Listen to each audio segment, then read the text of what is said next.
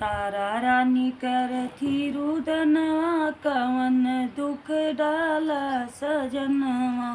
तारा रानी करथी रुदनवा कवन दुख डाला सजनवा।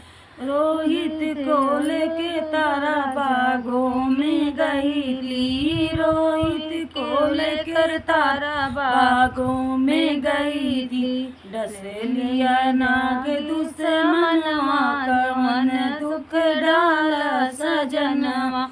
डस लिया नाग दुश्मनवा कवन दुख डाला सजनवा। तारा रानी करथी रुदनवा कवन दुख डाला सजनवा।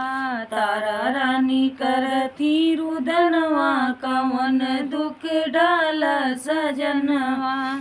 रोहित को लेके तारा मरघट पे गई, रोहित को लेके तारा मरघट पे गई थी। हरिश्चंद्र मांगे कफनवा कवन दुख डाला सजनवा। हरिश्चंद्र मांगे कफनवा कवन दुख डाला सजनवा। तारा रानी करथी रुदनवा कवन दुख डाला सजनवा। तारा रानी करथी रुदनवा कवन दुख डाला सजनवा। रोहित को लेके तारा फांसी चढ़ी थी, रोहित को लेके तारा फांसी चढ़ी थी। प्रकट भये भगवनवा कवन दुख डाला सजनवा।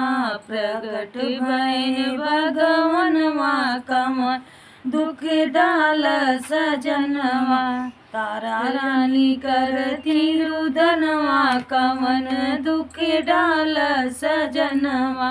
तारा रानी करथी रुदनवा कवन दुख डाला सजनवा।